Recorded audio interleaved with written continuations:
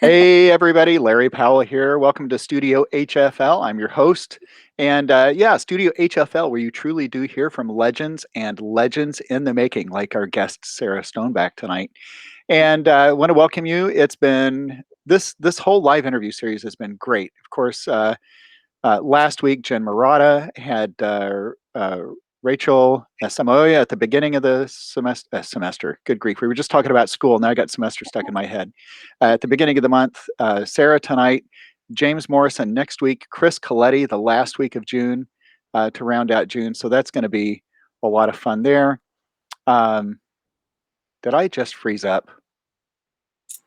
You seem like you're moving on. I think I see. Oh my gosh. Okay. So I'm going to keep going. I've had hiccups the last few weeks with this. So I see myself on the computer going. So, okay, here we go. Anyways, Austin Custom Brass has been sponsor for June. And Trent Austin, of course, terrific service there at ACB. You can find out more at austincustombrass.biz. And I'm going to move my camera back here. So I'm actually looking at, this is going to change everything. It's going to change the background, but I don't care. But at least my, okay, it doesn't look as great, but you know, what the heck. Hey, we've already got somebody chiming in. Ross Tate, welcome. Do you know Ross? Yeah. So, okay, a little sidetrack there. Anyways, Austin Custom Brass. And next month, pay attention to social media because July has some really cool guests coming on, and I'll post that on social media and, of course, on the newsletter in a couple of days. If you haven't gotten access to the newsletter yet, you can do that by going to studioHFL.com, signing up for the newsletter there. And there's merchandise like this really cool shirt, right? Trumpeting. It's not rocket surgery. You could own a shirt like this, right? You could also own a shirt like this, right? The World Trumpet Force. That's great. Right? The WTF, right? Established in 2020 because WTF 2020. And okay, so ventilabis magis. See this Latin down here? Mm-hmm. Did we talk about this the other day? You know what this translates? Mm-mm. Blow No. harder. Right? And if ever there was a motto for the trumpet world, I think that's it. Blow harder. That's the solution for everything. You don't need a new mouthpiece. You just need to blow harder. Get more air going. Right. So that shirt, this shirt here, this is all available, of course, at studiohfl.com. Of course, YouTube channel has all the video interviews on there. You can find the audio version on any podcast channel or podcast platform. And if you would go to Apple and leave a star rating and a review, I would appreciate that very much. I'm just realizing changing the camera angle, you can see all my junk back here. That's great. You have mouthpieces back there. I think you got all the gear for success. I know, and that giant yellow case back there, I haven't used that in ages, but that's got stickers from everywhere. So I'm going to have to get one from Montana State University at some point, right? Definitely. I support that. Yeah. So, okay. Hey, we're going to go right into this. Sarah Stoneback, welcome. Hi. Oh, great to be here, Larry. You know, I first met you at the 2019 Miami ITG, and I interviewed you there, and I had a great time doing that. But you know, when I went there to interview, I had no idea who you were. I was looking at the program thinking, I bet there's some really cool people that I need to know more about. And so I did. I totally, it was not like throwing a dart, you know, and say, or, you know, open to the phone book and wherever this lands, that's who I'm going to interview. But I took a shot in the dark, and boy, was I happy about that, because I felt like I met one of the coolest trumpet players and one of the coolest people. And then, you know, in the 2 years since then, following you on social media and watching you, it has just been, what a trip. You're amazing to watch. You know, and I think we were talking about this earlier. I think I may want to enroll and become one of your students, because I think that would be even cooler. Yes. Right? I would love to see you teach. But what I see is all the enthusiasm in your teaching and your playing, and I think it's infectious to your students. If there's anything that's going to be infectious these days, it should be that, right? Oh, yeah, definitely. The Oh, thank you, enthusiasm. Larry. What a treat to hear those kind words. Thank you for that. Oh, you're Really, welcome. yeah, that just lights up the whole day. So Yeah. here we are again, and we've got all kinds of stuff we can talk about.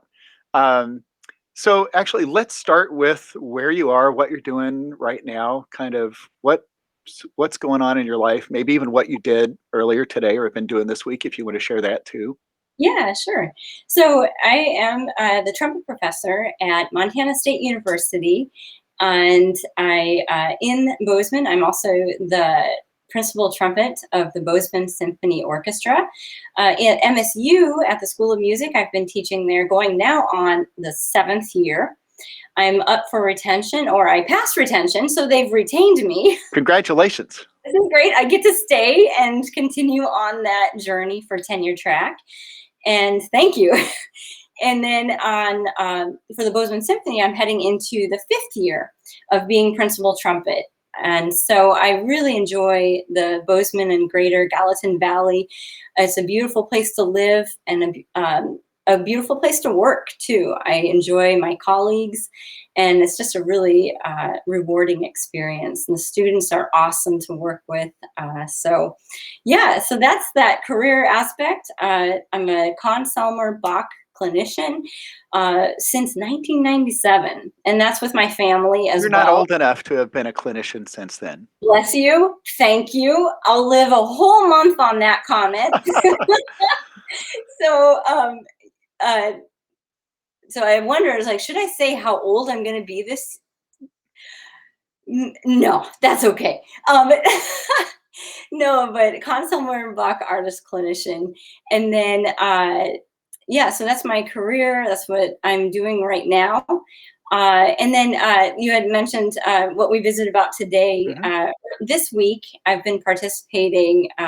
One of the things after finishing this past year that I wanted to do was do things that would feed me professionally, and learning, and just kind of re-inspiring and re-infusing more information, learning different techniques and different perspectives.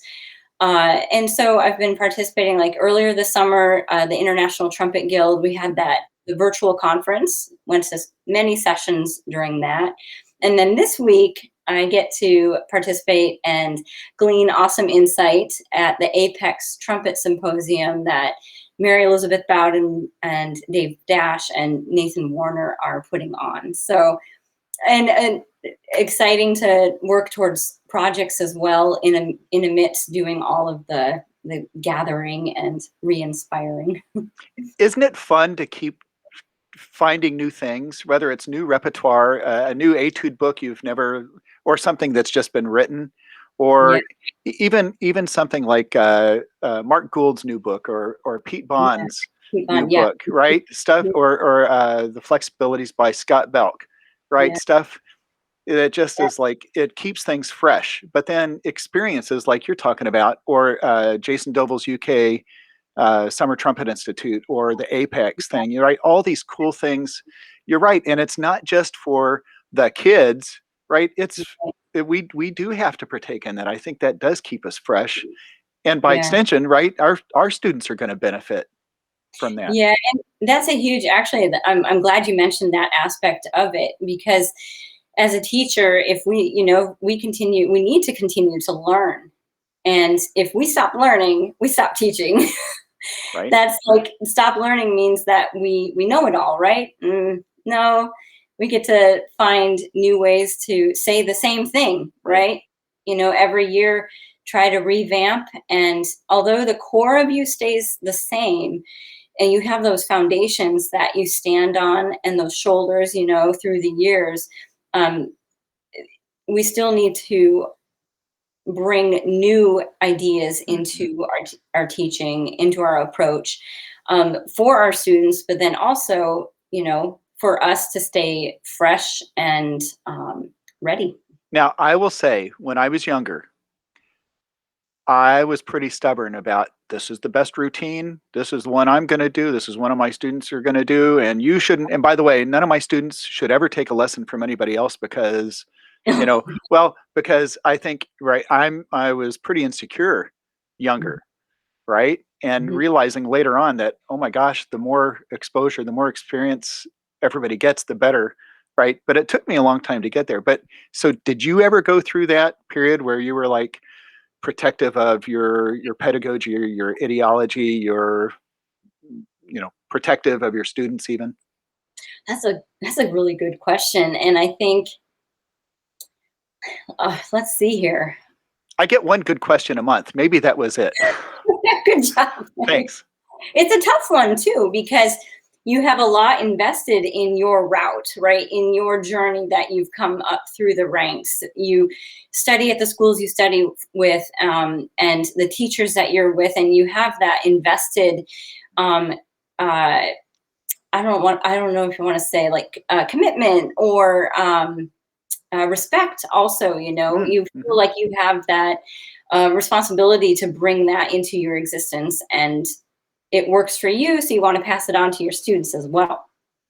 But I think growing up in the family that I've grown up in, it was very early instill like taught that you have to be open for everything, and you can't hold it like this because that is just a cruising for it just leaving, right? So we were always encouraged to seek out as many voices, in the trumpet field. Mm-hmm. Yeah, and we can get a little more into that later too with my sisters. Well, let's talk about the family though. That environment that you started playing in, or even before you picked up the trumpet. What was that like? Very encouraging. Our parents wanted us, each one of us, to uh, find our passions, right? And in really helped encourage us in those different passions as well. Like before trumpet playing, we would sing. We would do projects with our dad when in schools that he taught at. He's a band director, Mm-hmm. and so yeah, so it was a very vibrant upbringing of just encouraging and being adventurous together. How cool is that? And unfortunately, not everybody has that kind of environment, that kind of situation. Hmm. Um, but if we grow up in something like that, we can learn to share it, right? Yeah, Even for sure. later on, we can help to provide that environment with for other Yeah. students. So, Yeah, and um, I think a big thing is really getting rid of the ego as much as you can.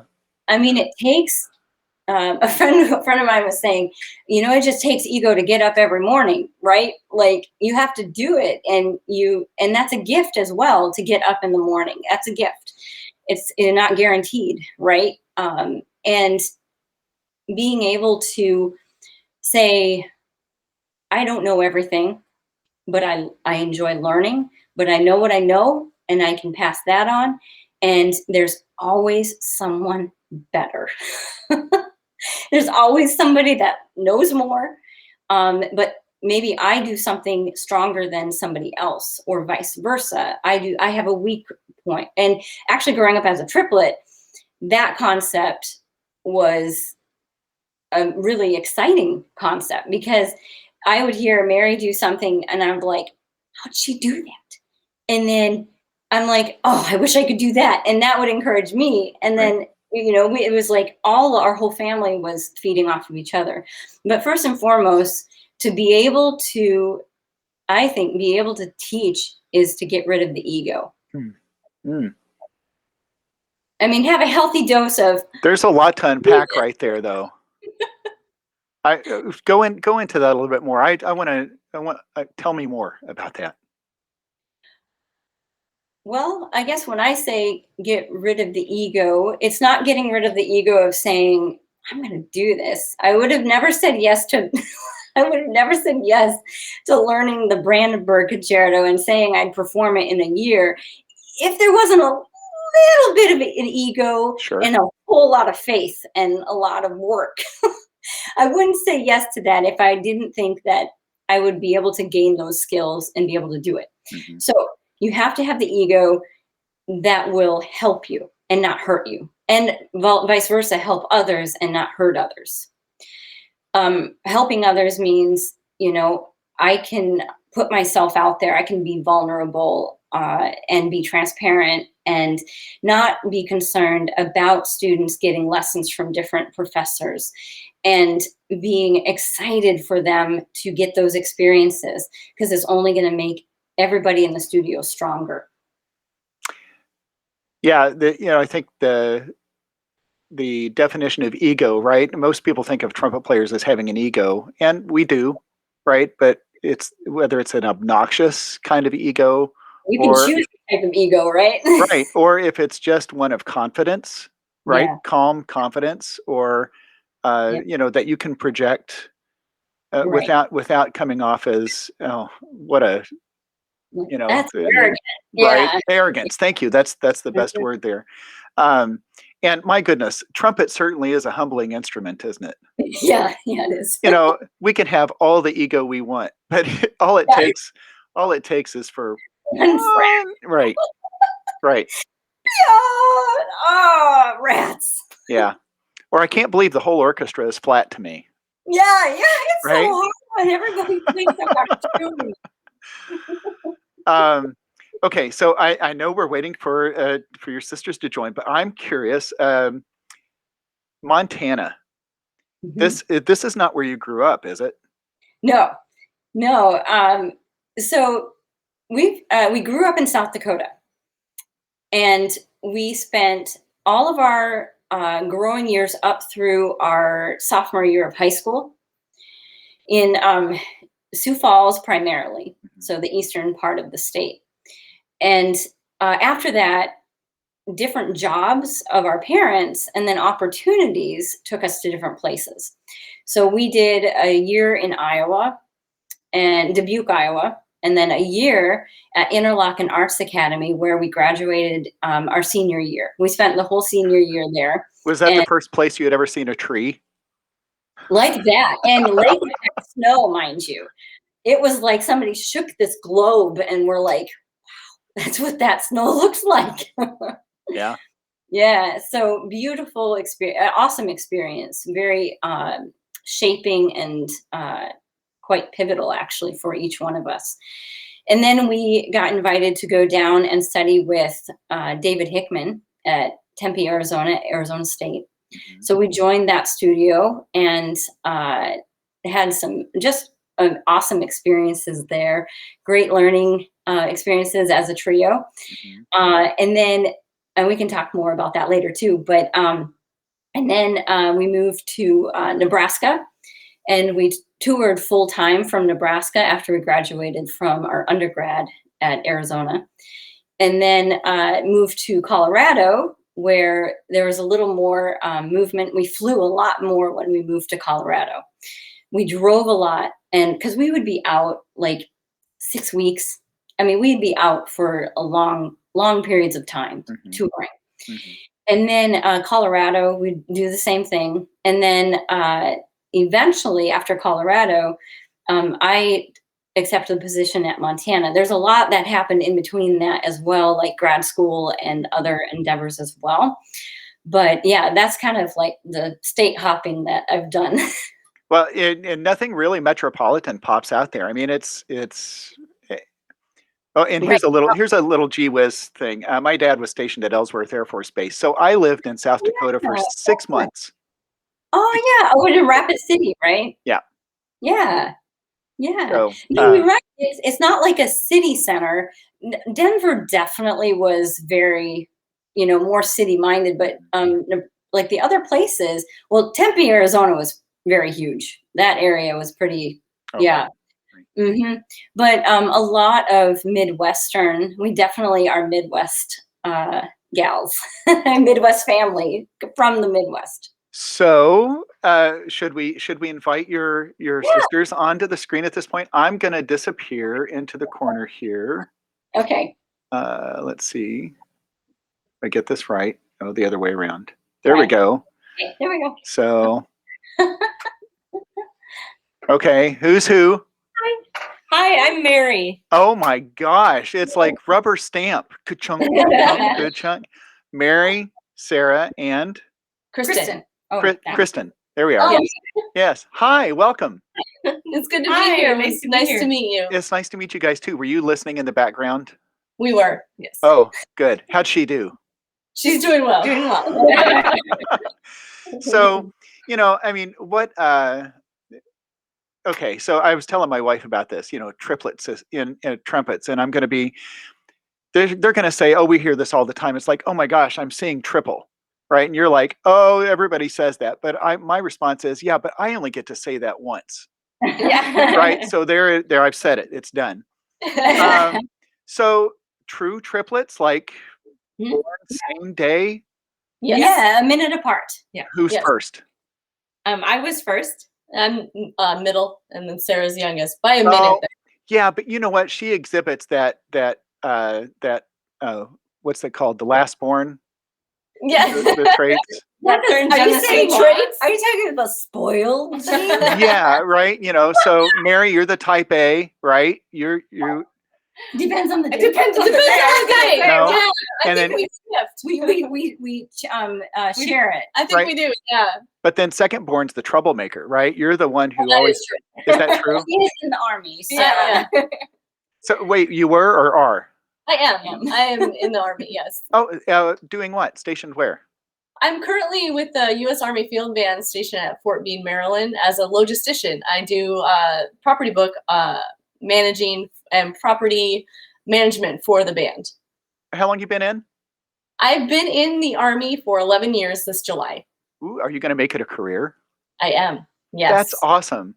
Okay, Absolutely. This is not cliche. Thank you for your service. I mean that. Absolutely. It's a blessing to be in it, and I enjoy every minute of it. And it's funny. It's like it doesn't matter what MOS or whatever. I was Air Force, so ours was AFSC. But it doesn't matter what job you have, right? Everything is important, right? And it's like from the person who, well, that would have been me. The person who emptied the trash on some days, to the generals, right? Everybody's important. So, absolutely. My oldest son just started his 10th year, and he's an FO, right? Oh, So nice. he's a little more involved in the the frontline stuff, but he loves it. Congratulations to him. That's awesome. Yeah. So have you been at Fort Meade the whole time? I have not. I've been at Fort Meade for 2 years. It's been many different areas I've been in. So I started in Colorado with the 101st Army Band, National Guard. And I started as a trumpet player. And then I was a trumpet player. I started simultaneously while with the Guard. I became a technician as a property book officer. And then I did that dual status for a while. And then I switched MOSs as a public affairs photojournalist. And then I met the love of my life and I got married and I went active duty and I was stationed at Fort Gordon, Georgia. And then we moved to Hawaii for a little while. And then I received I auditioned or interviewed rather for the logistics position with the band and got the stabilization job. So we're now stationed at Fort Meade. Favorite duty station so far is what? Oh man, I love it here in Fort Meade. I do love Maryland. I think absolutely every place I've been, every experience I've had in the Army has been just unique in itself, and every experience has been pretty phenomenal. Yeah, okay, that's a safe answer. Unique. I did enjoy. True, I'll true. answer. I did enjoy visiting Hawaii. Of course. Oh, Hawaii was beautiful. Yeah. Of course. Yeah. Yeah. So, Mary, what about you? Where are you? I'm in Colorado Springs. I serve as deacon at Ascension Lutheran Church. And so I went to seminary in St. Paul, Minnesota, and 10 years ago graduated with my master's and then started at Ascension and have been there almost 11 years, August 2nd. Okay. What diverse career paths, right? I mean, from all three of you attending Arizona State, right? Yep. Is that, or wait, was it Colorado? What point was it where you guys started to? Actually, go very different directions? hard. Many years, actually. About 4 or 5 years. We were on the road full time for 5.5 years. Mm-hmm. But in that, about 1.5 years of that was we went into different directions. So I went to seminary and we still got together. Yeah. Yep. So when did you become interested in ministry? I think these are areas, I guess, I think for each of us, and I can speak for myself, that was always something brewing in the background. And when we discerned to walk away from education after our graduate or undergrad and go into business as a family, we always knew at some point, or we had a hope that we would continue educational studies, and what that would be in was going to reveal itself in time. And so as we were on the road touring professionally, we would take a look at different places. We were looking at various areas. And so I think, the passions which we live out now and still includes music in each area that we are at, whether that's just playing trumpet on a daily basis, or Sarah teaches and Kristen was in military for a while. But I think it was a passion that came back around, and I pursued it. Mm-hmm. And okay, your role as a deacon, what does that look like in the Lutheran Church? So where I serve, my focus is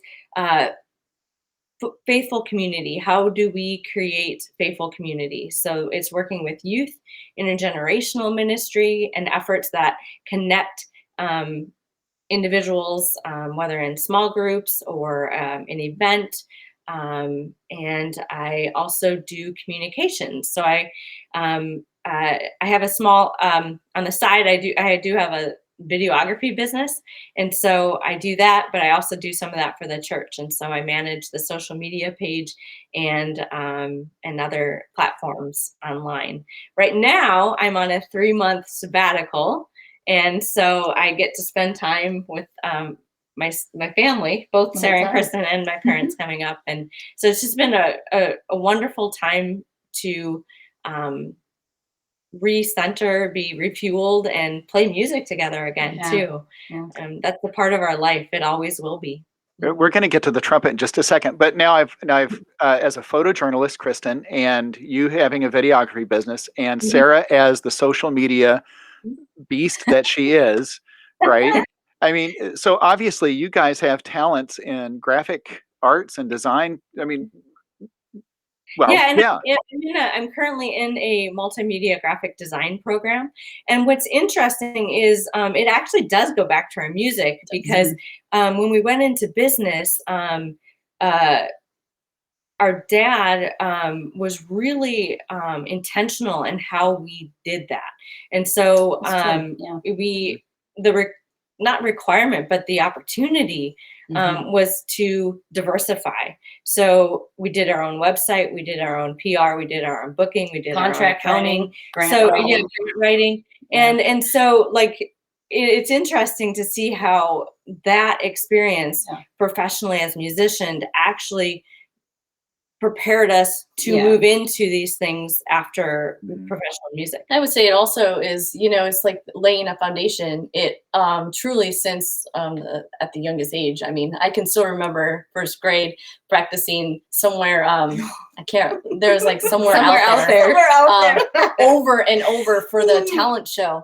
And so work ethic truly was something that was just really taught at an early age. I'm sorry, my cat is in the background. But work ethic, I would say the building blocks to what we are now is truly how our parents were able to teach us what work ethic was. And it didn't feel like work. And some of that I think is because we were able to do that together. And learn from one another, but also be inspired by one another. Sarah was talking about that earlier, and it really was an environment that nurtured creativity, and also a lot of work, but practicing 2 to 6 hours didn't feel like it. Or more. Yeah, because in 5th grade, and we didn't feel like it was any different. You know, yeah, we got this to is do what it. we do. Yeah, we got to do it together too. Yeah. I can't imagine. I mean, it's hard enough to find I guess I would like to imagine it hard enough to find the inspiration as, not a triplet, not a twin. I got to go practice. But, if you've got somebody beside you who's like, hey, let's go. I mean, was it like that? Were you always pushing each other? Okay, let's go. Let's do it now. Well, and so we would have lessons. So our dads, I mean, obviously you could probably gather by now that our dad, he's a trumpet player, and he started us on trumpet. And we always wanted to play it, and he never let us truly start until 5th grade. So and they did encourage us, like, we'll check out different instruments. Yeah, and we're like, so you're fine. But he would give lessons like on a Saturday when he would be teaching the whole week. Yeah. He would give us lessons like, and he would teach all day. He would teach us all day. He was truly selfless. Yeah. And looking back, I'm like, how did he do that? I know. I get to the week and then I'm like, oh. But so that time that he spent with each one of us, like we would be in the practice room and I was like, oh, hey, I just had a lesson. I would hear Kristen play something. And I'm like, hey, I had a lesson on that. And here's what I found out about it. And you're playing it different, or so we would kind of be each other's practice police. Yeah. What was there ever like a competition to push each other or try to be better than one of another? I don't think Dad would say, I'm not trying to plant anything there, and all of a sudden now I'm responsible for this animosity, right? Our answer for that is Dad was always better. Yeah, we said that all the time. And honestly, it was something. It's interesting because I think we even take this into our adult life. I know I can speak for me. I compete with myself, and I want everyone around me to be the best they can be. And I think that is from being a triplet. I want to see you succeed. Yeah. Whatever it takes, I'm gonna help you. And I think that's how. So many times we were doing the same thing. Yeah. So if one of us didn't succeed, none of us succeeded. Well, yeah. If only 2 out of the 3 are playing Bugler's Holiday, it doesn't work well. To a level that we can play it, then it's not going to be a trio. So, trumpet. I mean, you said that was your obvious choice because your dad played trumpet. And our grandpa Stoneback played in the Marines band, and then Dad has played professionally throughout his whole life. He played with bands like Chicago, Bill Chase, Lawrence Welch, and Myron Florin. I mean, a lot of people that were people he introduced to us when we were growing up too. But so he was on the road performing well before we were born. So not only are you hearing good trumpet, but you're also seeing the lifestyle, the dedication, the perseverance, but but the downs too, right? I mean, because come on, trumpet players, right? It's not always great. And I'll say one thing that is so true, because I mean, it's a piece of metal that you're putting against your lip. Right. I mean, it doesn't make sense all the time. But I will say, there were days where, I can still remember, it's etched in my brain. We didn't get to the hotel in time, and it was in a smaller community and it closed. So we had nowhere to sleep. So we had to sleep in the vehicle, and we had a performance at 7 a.m. Well, it was locked. Everything was locked. So and we're like, oh my goodness. The hotel wasn't open. Yeah, we couldn't get anywhere, and nothing was open. And so we slept in the van, woke up at about 6 a.m. and it was hard. And I still remember, I was like, my chops were so tired. I didn't have enough rest. And, it's like a muscle. You have to rest it because that's what it takes to come back stronger, just like weightlifting. And I remember for a fact, I'm like, Sarah, I don't have Bugler's Holiday. If they ask us to play Bugler's Holiday, you got to play my part. Because I was playing first, and I'm like, I knew it already. By the end of that performance, I was like, that's not going to work today. So Sarah did it for me. So that's the kind of stuff we would do. We memorized each other's parts. Or like in the middle of a performance, I'd get this little, or you just look at them like, are you going to do that? Okay, got it. Or a little nudge, like, okay, we got this. Yeah. So this is true, right? I mean, the twins, triplets thing. I mean, you really do have kind of a synergy. Might be a good word. What's the word I'm looking for? You know, there's synergy. You're in tune with each other on a lot of things.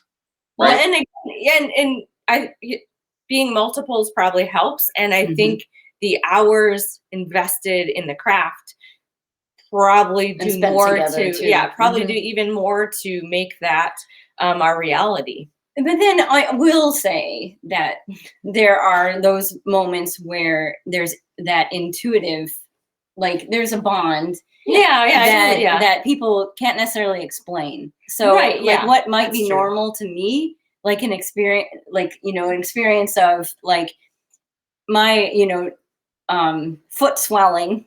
That's weird. When my sister Mary gets wasps on her foot. Yeah, that is weird. It's weird. But who knows? Really? It could be total coincidence. Total coincidence. Totally. I'm sure it's not. Okay, I'm going to back up for a second. Who's responsible for booking a 7 a.m. performance for trumpet players? Well, that was a church service. Yeah, okay. We did an evening. We thought we did a night performance, like a community performance in and the next place was about 4 hours away. And we just did it. It just happened. And the hotel was supposed to be ready, but when we traveled, so we traveled in a number of capacities, whether it was school residencies. We'll take school residencies, for instance, if we were in a school for 2 weeks or a week or a month, pending the location, we would also do community performances and connect with the local churches wherever we could. That's a part of how we gave back as a brass group, and how we stayed engaged in community and in faith.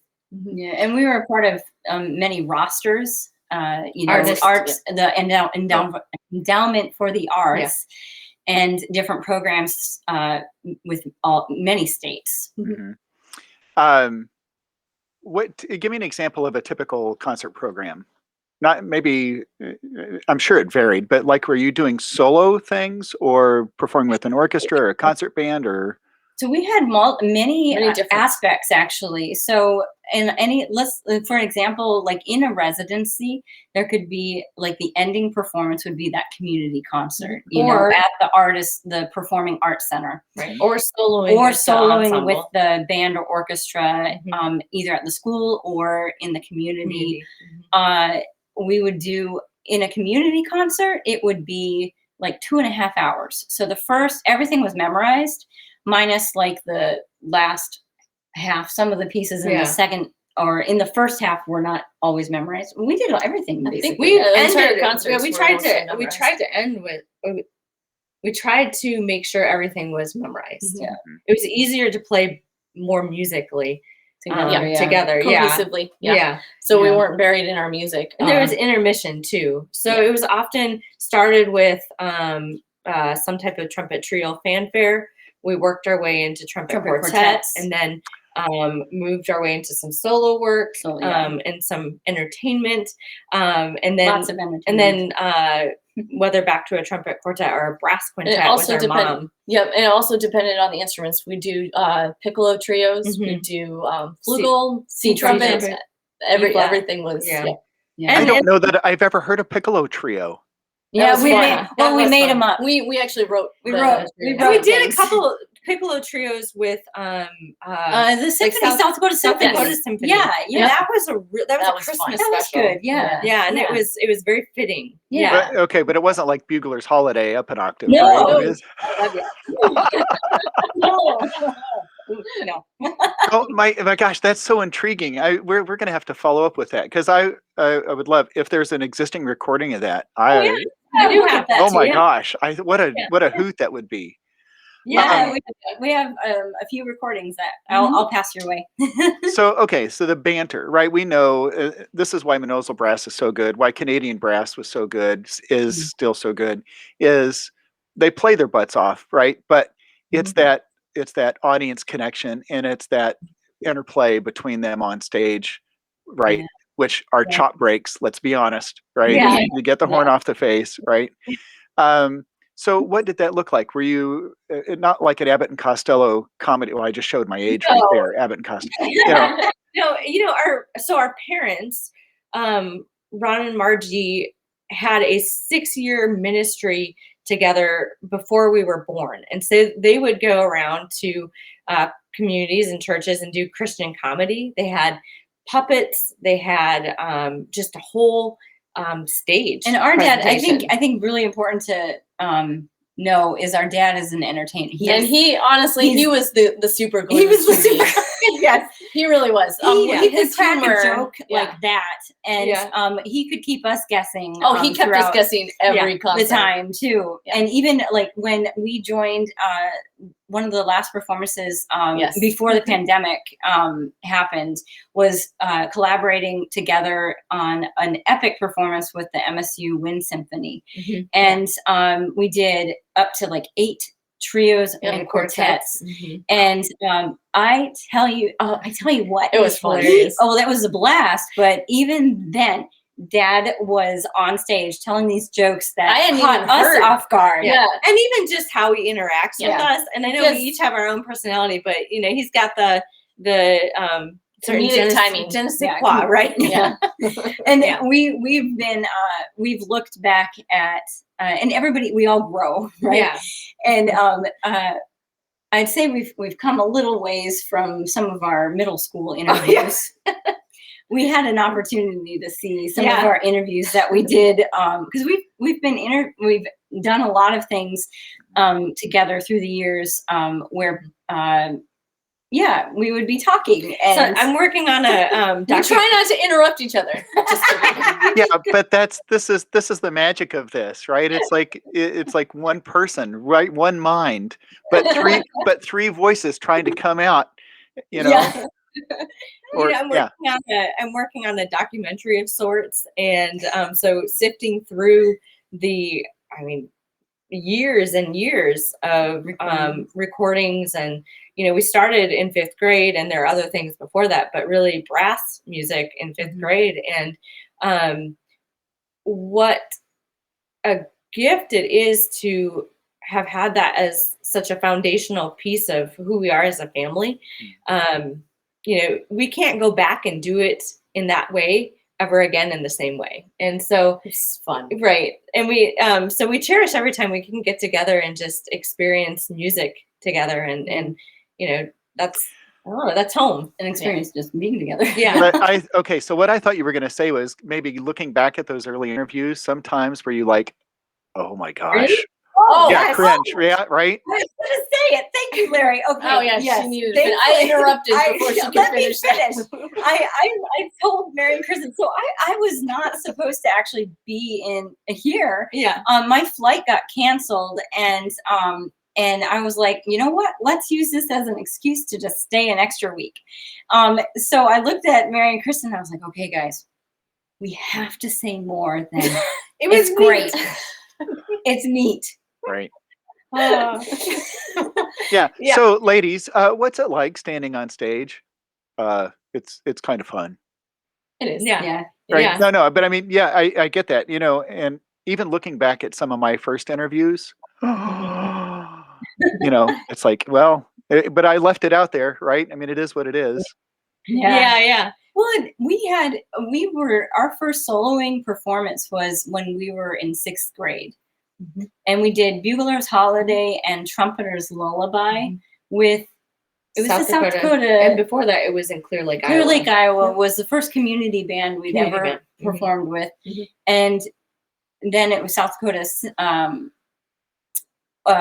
State Orchestra Symphony. And we have a lot of those recordings, and we look back and we're like, wow, we were doing that That was at sixth grade, fifth grade. Wow. And it's pretty humbling because it's kind of amazing. Yeah. It's pretty fun to look back and go, oh, I think we're always our worst critic. Yeah. You know what I mean? Absolutely. Yeah. And you look back and you go, wow, Why was I thinking that? why did I think that wasn't like, or it wasn't where I was at the time? Right. Yeah. And now, we look back on a lot of stuff that we did and it's like, wow, good job, guys. That's awesome. So, Yeah. Mary, what does trumpet playing look like for you these days? It's a mix. So certainly I can play trumpet in the congregation that I am serving. And over the years, it's looked like playing for madrigal suppers, playing in a brass band, getting to travel and play where either Sarah or Kristen are, and getting to go to Germany and play, and mixing it up, just making sure I keep it a part of what I do to some degree. And given the season, it's either less or more, but it's something that's very life-giving. Yeah, it's a life-giving endeavor for me. You can't imagine being without it, right? No, and one of my sabbatical goals was to play every day and to practice, and I've been able to do that, and that's been very nice. That's awesome. I wish I could make that kind of commitment, right? even right now, it's a struggle to play every day. Yeah, and when it gets busy and when there are so many things on the plate to do, it's certainly if I can get a warm up in, if I can do long tones, it's making it what it is for that time. Yeah, if it's possible. Kristen, what about you? What's a trumpet look like these days? These days, I try to have any opportunity I can to play. As a property book manager, it's I deal with a lot of paperwork and I'm very busy. It's so much fun. But the blessing of it is I get to be around incredible musicians. And it's truly, between that and getting to hear my sisters play and encouraging, it's just, whenever I can, I practice. Whenever I get home, I try to do at least what Mary says, at least warm up. But also, I'll say I try to bugle whenever I can. And I think one of the most rewarding things I had the opportunity to do while I was a trumpeter in the military was provide honors through taps. And I would say that is one thing that I will never let go. I will always be open and available, no matter what, no matter how busy I get, I will always provide taps. That to me is, I look at every opportunity to do that as an opportunity to show respect and honor for that person, and boy, however you think about it, 19 or 22 notes, right? They can bring people to tears in, the first note, right? And so I've learned, right, you're supposed to face the flag, right, or face the casket, but like you can't look at anybody. No. Right? I played for my dad, his funeral, which the Honor Guard, Air Force Honor Guard showed up and they brought their digital bugle. And I had already told them, hey, I'm going to do it. But they're like, are you sure? But there again, it was my dad. Of course I'm going to do this, Sorry, a little sidetrack there, but Why did you have that opportunity?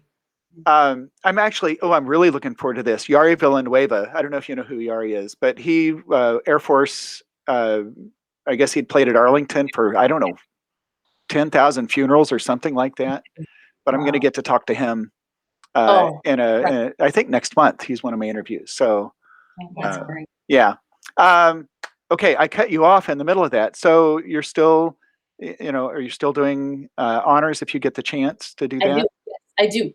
Yep, I do, absolutely. And I'll be doing some more playing in the fall, with some different organizations. So that'll be really we're looking forward to, we're doing some future projects. Working on some projects. Yep. So we're ramping back up, as you would say, I guess. But that is a huge teaser right there. We've got some projects in the works. It's like, oh my gosh, this is intriguing. It's going to be on the news, the front. Well, newspaper doesn't exist anymore. It's going to be the headline tomorrow, right? So Stoneback Sisters, is that how you go by? Yes. Yep. And then Stoneback brass with the whole family. Yeah. Stoneback sisters, and then underscored tripleting, trumpeting trio. Oh, we've had some interesting headlines. We've had a lot of interesting headlines. Some are really great. Trumpeting, toiling. What was that one? Anything you can think of. Ing. No, terrific toiling triplets. No. Play the trumpets terrifically. No. Let me get it. Yeah. I think, okay. Tripleting trumpeters toil terrifically. That's right. Well, it just rolls right off the tongue, doesn't it? Not really. Yeah. Well, see, that's kind of it's in right with this trumpeting. I'm going to have to get you guys matching shirts. I like that shirt. Yeah. But I'll have to put triplet trumpeting. It's not rocket, right? I like it. Well, I'll my wife actually designs and prints these. So, I know somebody. I know a guy, right? Who can do that. There's also another headline. When we lived in Michigan, we did an interview, and somehow the title came out like the what is it? The Telepathic. Oh, I totally forgot about that. No joke. We don't know how that happened. I'm not sure how that one happened. Telepathic triplets play the trumpet or something Yeah. like that. Yeah. Graduate. So you play and you read people's minds as I part of your guess so. right? We're like, we looked at the headline. We're like, well, Okay. that's something, isn't it? So it seems like, if you guys are apart for a while, it's so easy to come back together, right? It's not like you have to spend a week trying to rediscover, what it's like to play together. It just happens, right? It does. Yeah. It does. Yeah. Well, it honestly feels like home. And it's just a breath of fresh air. We haven't had this type of opportunity for quite some time. For a while. Yeah. So you savor every moment, and you just continue. Live it. Yeah, you live into it. Yeah. So are you guys still self-booking? So not at this time for the trio. For the trio, not actively right now, but we're doing future things that we're working on. Okay. That are going to have the bookings. If that's makes sense. That's awesome, though. Well, I'm asking because I'm thinking how cool it would be to have you all come through Indianapolis. Oh, that'd be fun. We would love that. Yeah, this is what I've been telling everybody, and I mean it. It's like everybody interview, but it's going to be, if that happens, we're going to have our own ITG. We're going to have everybody's going to be here. That's going to be awesome. Yeah, you have amazing lineups. So, well, give me some idea, like what's non-trumpet in your life, Kristen? Is there something that Absolutely. I actually bodybuild. So I do bodybuilding competitions. No way.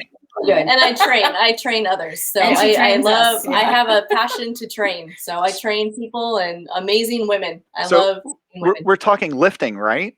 Oh, yeah. Correct. Yes. Okay. Yeah. So what can you, I don't know the terminology, what can you bench, or what can you? So I can bench about 100 and I think it's about 115. I did a while. It was like 115 for like 10 reps. I'm working on that. I deadlift about, on a good day, I can deadlift about 250 right now, and I can squat about 250. So, And so you have no problem passing your annual PT, right? It's fun. It is a lot of fun. Oh my gosh, what a huge left turn from trumpet playing, right? Yeah, right. I blame that on the Army. So I'm thinking, what if bodybuilding? Is that? Yes. What if you could incorporate like a talent, like in another pageant? It's like, so you bring in trumpet and make it part of your lifting process, right? Yeah.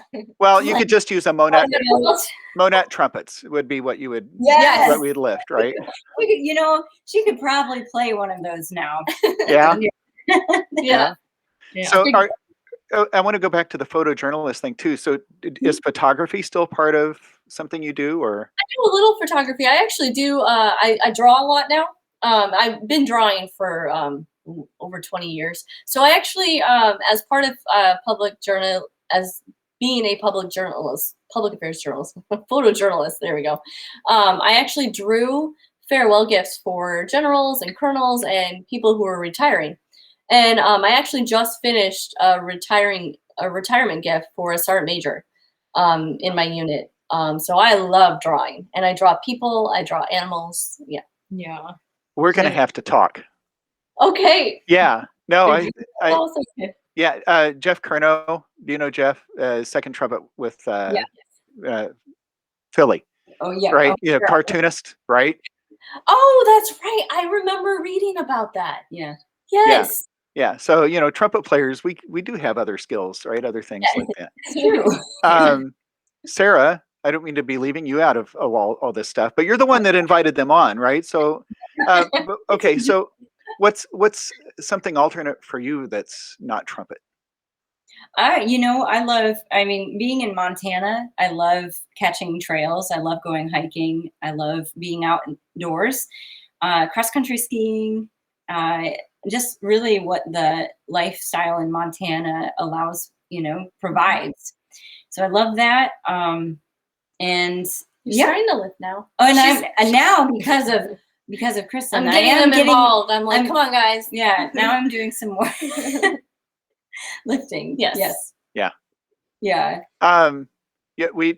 You commented on, you know, I've been running. I've been trying to train.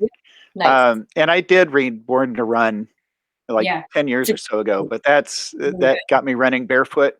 But I'm running with minimalist shoes to answer your question. Amazing. So, yeah. I never went that far. I just started, after I read that book, I was like, well, what would happen if I started thinking about going at the tips of the toes, or, a little lighter. Yeah. And I started, it was good. But I love running too. That's a good sport. I'm learning to like it. It's keeping me healthy, but yeah, I wouldn't say I'm loving it just yet. Yeah. It takes time. I understand that. Okay, Mary, your turn. What's non-trumpet? Well, I mean, obviously the ministry, but what else? So videography. I have a particular passion for editing and post-production. And so I work with clients in nonprofit and for-profit organizations and help communicate their vision. I like to say their vision is my focus. And I've been able to work on projects that also inspire me, whether I'm learning about Native American peoples in New Mexico, or Forward is a Christian women's organization based in Texas, and I've been blessed to work with them for several years. And it's each project I do, I learn and grow in different ways. And so that's my continual goal, is to just hone the tools and get better each time. You know, each of you are in ministry of your own kind, right? I And mean, like truly. I mean, and you say now if you're coaching bodybuilders, right? I mean, you're working with people. You know, Sarah, you're working with students and even colleagues, right? And it's.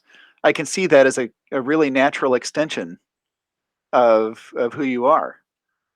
It's the service element, wanting others to succeed. And I think dad and mom, our parents, really mentored us, and so it's I think that maybe what I hear when you say that, I think each of our hope is that we can help mentor other individuals, and because we are certainly mentored by so many and have been.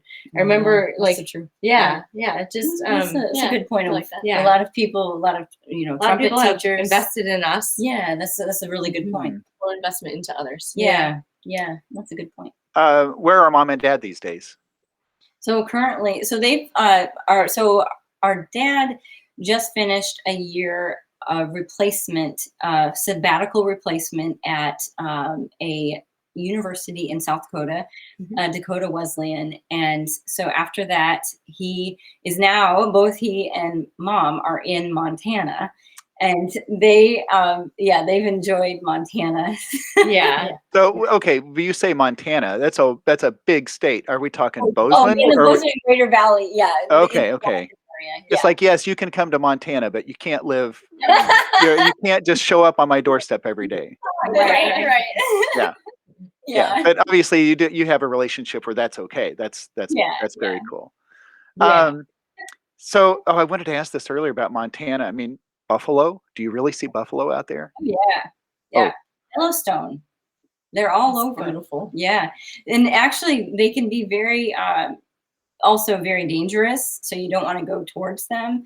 At Yellowstone, you'll see people outside taking pictures, and that's not necessarily the best idea because they they're just not animals that you want to get too close to. I haven't been to Yellowstone yet, but that is on the docket. Yeah. So my wife and I are celebrating number 25 this year. Congratulations. yes. Thank you. And we're trying to figure out where to go, right? But she's like Glacier National Park or Yellowstone. She's like, you know, but October, and we're thinking it might be kind of cold to visit in October. October is actually that very beginning. I mean, yes, you have a good point. It can be cooler. Hit or miss. So, but in October, generally, it's a really, really great time. Well, you have good fall foliage. Yeah. And fall foliage. It's kind of like your alliterative teas earlier, right? Yeah. Easily as it sounded in my head. Yeah. No, definitely, though, if you have an opportunity to see Glacier National Park or Yellowstone, it's very magical. So I can knock on your door if we're through that neck of the woods, right? Yes. Yeah. Yes. Okay. Absolutely. I want to ask a little bit about the principal trumpet job that you're playing. I meant to ask this before your sisters came on, so not to exclude them from everything, but what is it mostly an orchestral, a classical kind of thing, or do you guys do a lot of pops as well? What's the role of the orchestra there? Yeah, Bozeman Symphony just was appointed. We got a new maestro. So Norman Hoyen is the new conductor, and he is actually.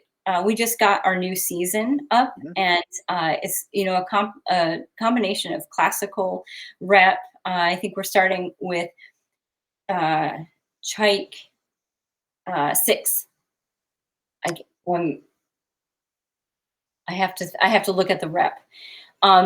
And there's also a concert that's all dedicated to John Williams. So it's gonna be a really great mix of just all genres this year. I'm looking forward to the season. Some of the groups I play in, we were getting our lists of concerts out too, but we have a John Williams concert coming up. But it's going to be like, Star Wars and Superman and about 8 pieces, and then intermission, and then you come back and it's like, It's a lot. It is a lot, Same with this one, yeah. And it's like, every member of the section needs an assistant for something like that. It's a really good thing to keep in mind. I will definitely keep that in mind. Yeah. No, but I think it's, and I don't mind saying this. I think a lot of music directors, they're trying to build their resume. So they try to program everything they possibly can, right? It's like, you can't put Mahler 1 on the first half and Mahler 10 on the second half. It's like, that's work. That's right. I mean, what you do is you invite the Stoneback sisters, right?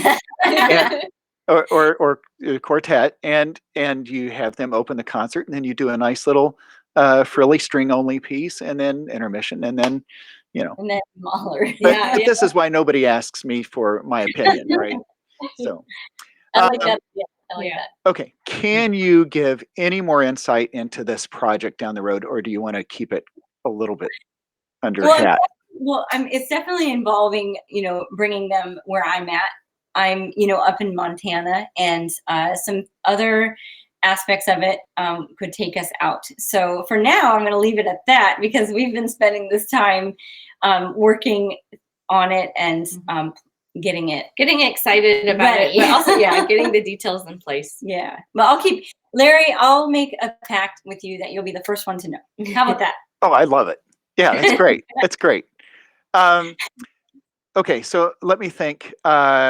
I know when I did a little bit of touring with my group, we'd get somewhere and the radio station would invite, somebody to come and do a local promo.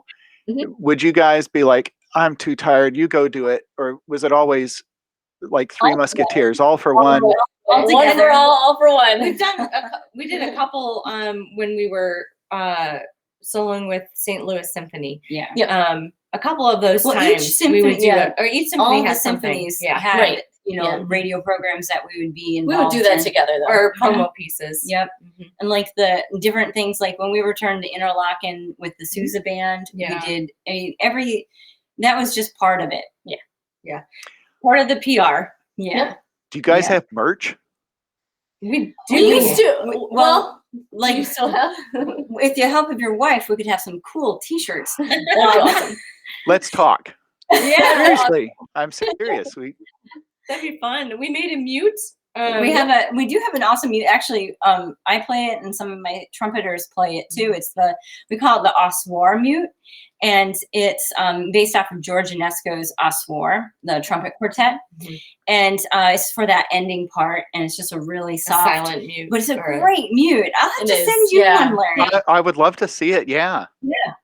Yeah, Definitely. it's a very sweet. It's very resonant still, with just a nice, sweet, soft sound. Yeah. Over the years, I just came to my mind when we went through braces. We had 2 years of braces, and so we promoted the gear that we put over our braces. Morgan bumpers. Yeah.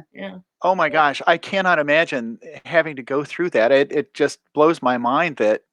But you obviously you survived it, right? I mean, I did. Easier putting them on than getting them off. Yeah. So yeah, no, that's for sure. Yeah, I remember the first concert after we got our braces off. We had about a month and a half, because it was at a synod assembly in South Dakota. You remember that? And that was hard. I do remember just taking that off. It's unique. Yeah, it's a unique experience. The muscles. I personally missed the hot pink stuff on my feet. I mean, let's just be honest. That was what a cool did you part. really miss about that? We were changing the colors of the rubber band. Really cool. Yeah. So then now I have to ask: were there like costume changes or I don't know, not costumes, but We never did. No, we didn't do We that. would wear different dresses on. Like we would come back in a different dress For solo appearances. Like with the St. Louis Symphony, we would wear. One of the times it was like a black dress for the first half, and then we just wear something poppy or something. Yeah, because we were usually playing some type more Spanish flair. Yeah, more pop music. So yeah. So there's safety in numbers. So 3 of you out there, right? You feel comfortable, but soloing. Was there ever a moment where like this is a little uncomfortable? I would say it's the day I got stuck on the stairs. my heel at one of the times that we were and honestly it was really funny, and I can't say it was uncomfortable as much as it was really funny. I had a heel that got stuck in a grate on one of the steps, and it was in front of thousands of people. And Mary and Sarah, like I could hear, like I tried to tell them, guys, wait. I couldn't get that stinking heel out of the grate. And they just plow forward. So the spotlight's following these two, and like, there's only 2, and it like goes back to me, and I'm still stuck on the stairs. Oh my gosh. So someone came in the audience, like from the audience, and helped me out, and then everyone applauded me walking up to the stage. And then at the intermission, Richard Heyman, it was so funny, who was the conductor of the series at St. Louis Symphony, pretended to get stuck. Stuck in the stairs. He's like, help! He's like, I can't get unstuck. It was really funny. Well, this is why I don't wear heels. Exactly for that reason. Yeah. I would say, like, it is interesting being on stage with other people. I think there is a cushion. We either you have each other's back. Right. We either help each other in the nerve department, or we hinder each other. Yeah, it's true. If we're all one like gets nervous. It's like this chain reaction. So you have to it's really staying steady and just saying, nope, we got this. Let's do it. And we've put you get to those places, and in the real large formats of the major symphonies and the major community centers. You've done it so much. You've done it in your head. You've performed it over and over. You visualized. Well, and we were doing it all the time. Yeah. And so it was an extension of, it was just, oh, we're doing it this weekend. The smallest concert in the smallest community was just the same as the largest concert with the largest community. They were all we treated each one the same. Yep. That is admirable. I remember showing up at some places where there were like 5 people in the audience, but the idea, right? The idea is, those 5 people deserve to have our best performance. They're here to hear it, and they will hear something they need to hear that day. Yeah.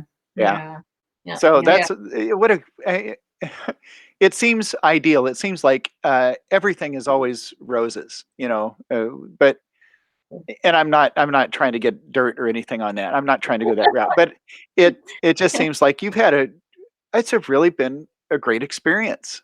It's interesting. I think we have an outlook on life that it's a propensity for roses, right? Or we have very absolutely. We have sunny dispositions. We have very sunny dispositions. And sometimes rose-colored glasses are very popular.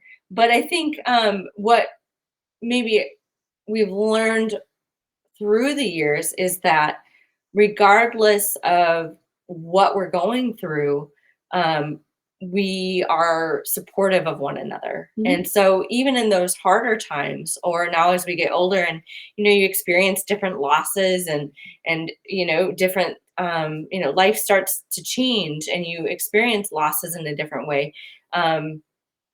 We learn how to do that together and we support each other through those times. And so certainly when we were on the road, when we were growing up, even, today, we've had challenges and we've had some hard times.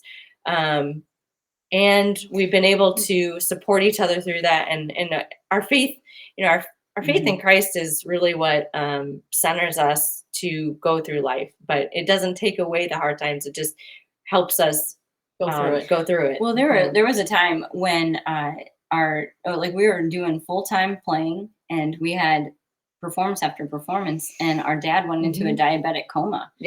He then had a heart attack. And he's had 6 heart attacks, 11 stents in his heart, and it's been through a lot. It changes you too, because you look at each other, you're on stage and of this fragility.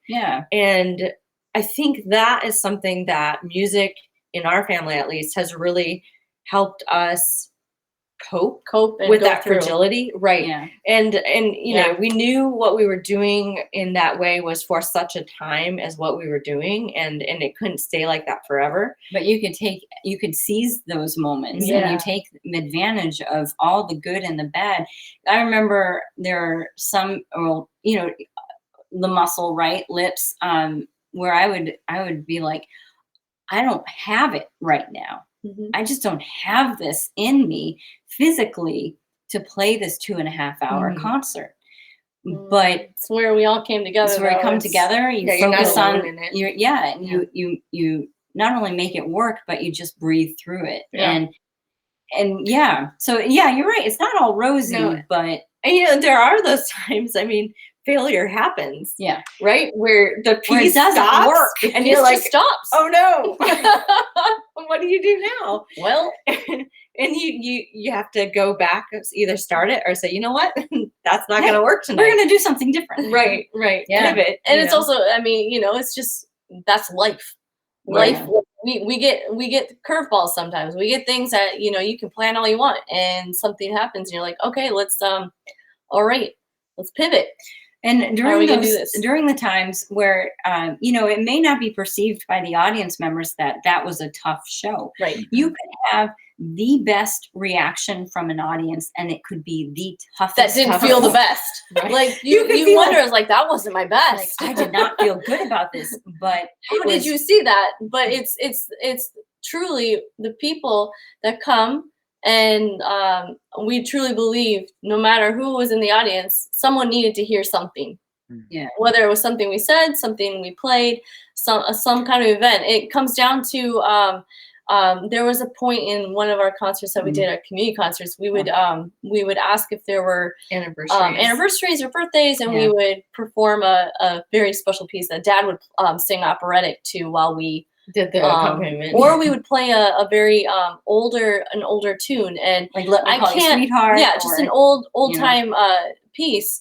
And I can't tell. Polka. I can't tell how many people actually came up and like it happened to be that person's like 50th wedding anniversary, or just on that just day, or someone just lost someone, and that we just played to them only. That person, And you can't plan that stuff, and so that's why you keep going. Yeah. Okay, so the music is one thing, but I mean, obviously, the faith is the first thing that you guys experienced. I mean, from birth, right? This is part of who you are, who your family is. So Lutheran, I'm yeah. okay. But I mean, I didn't know if Mary, you just decided to heck with the Methodists. You know, I'm going the Lutheran route or something like that. But, we were raised, we've played in all different types of different denominations, over 50. right? And growing up, our dad conducted, he would conduct choir in a congregational church, and we'd go over to First Lutheran for Sunday school and then go back to church to be with dad and mom, or he was at a Methodist church. Well, and it wasn't uncommon for us on Easter's to have like 6 church services. Different churches. We'd just go to different places and play, and so we really grew up performing in church all over, and in nursing homes. Yeah, our grandparents were all in nursing homes in the VA so we hospital. would play at the VA every weekend, and Oh, see, immediately I think Andrew's sisters. Oh, right? We've been saying that. We did Boogie we Woogie did Boy. we did grade. Yep, we did. Oh my gosh! See, now that's where having the old where they wax. I'm trying to think what the ladies' uniform, what they were called. Well, I don't remember what they're called, but yes, you're right. Right. But again, that shows my age, right? Because I grew up watching that stuff That's really cool. back in the day. That was fun. So what's it been like this week? Have you guys just been hanging out at the house, or you been getting out doing stuff around town, or? Well, it's a little less limited. I mean, it's still, there is still like some places are not as open, it feels. But we've definitely grown to love this coffee shop called We drink a lot of coffee. And we've also been, I have to share, if you don't mind, we hang out with my 2 cats. My husband and I have 2 Maine Coons, and I would love to share them. With you. Have you got them there? Yeah. I'll get Zeus. You sure? Zeus. Oh my gosh, what's the other one's name? Zeus and Aslan. oh my gosh. They're both Maine Coons. They're adorable. Here's Zeus. Oh my gosh. This is Zeus. Hi, Zeus. We have Aslan right here. Oh, look at that. Okay, this is a first. This is a first. So, can you get him to talk? Right? No, I'm just kidding. Not unless you have a treat. Yeah. Right.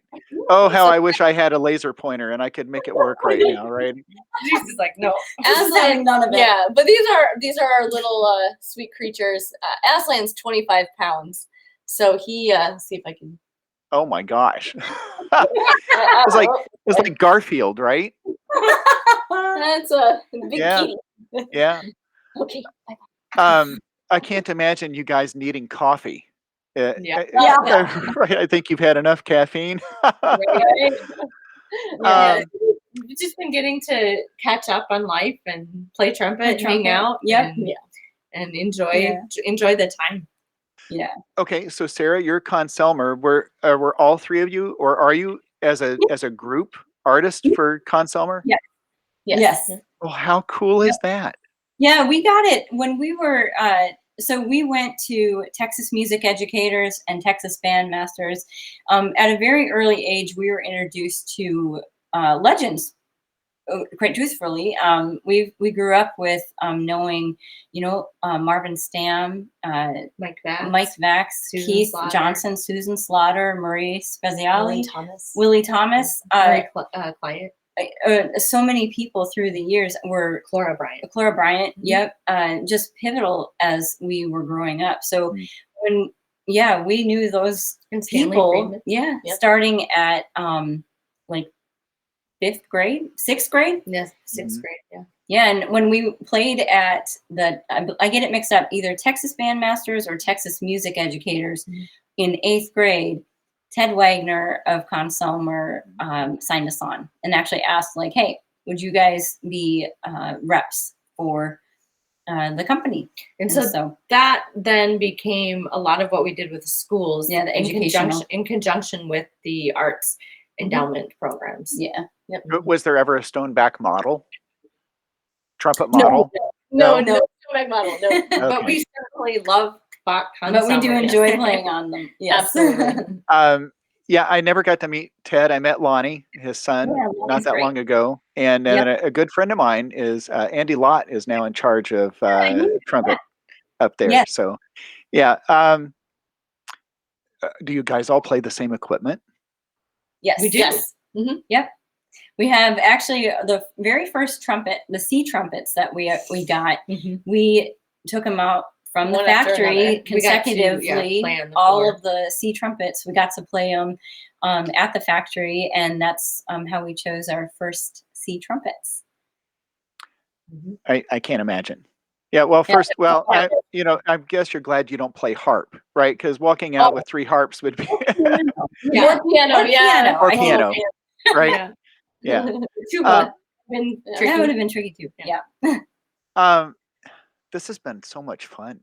Thank you, Larry. This Thank was you. a blast being able to share today. And this was my idea. Sarah really didn't want to involve you guys, but I'm like, look, I need to talk to your sister. planting a seed. Oh no, I'm Sarah. Of course, it's wonderful to see you again and to chat with you. But Kristen, Mary, what a treat this has been to spend some time with you guys. And You. So nice to meet you. well, thank you. And okay, so hang on for just a second. I'm going to wrap things up. And I want to. Okay, Mark Rios, is this somebody you guys know? Yeah, hey, Mark. Ross Tate. Communications. Yes. Sean is a trumpet player friend of mine who is big into church communications, and Nice. he and one other person, we 3 trumpet players. Oh, this is our version of a trumpet trio. We shared an apartment together one year in college. Oh, nice. fun. Yeah, it doesn't resemble anything of what you guys have gone through, but it's You guys all that's play what that trumpet is. so you could play together too? We did an orchestra at school, but I don't think we ever did anything, independently like that. But That's okay. yeah. But yeah, everybody that joined in tonight, thank you so much. And of course, this is going to go on to the YouTube channel tomorrow. Audio is going to be available on any podcast platform. Thank you again to Austin Custom Brass and Trent Austin for sponsoring this interview. And of course, next week is going to be, let's see, what's the date? Today is what is today? 15th. So the 22nd is going to be, oh my gosh, I'm drawing a blank. What's his name? James Morrison. Oh my gosh. See, you guys have got me flustered here. James Morrison next week. And then Chris Coletti to round out the month on the 29th. And this has been so much fun. Everybody else, we will see you next time around. Thanks for joining us. And I'm going to end things here.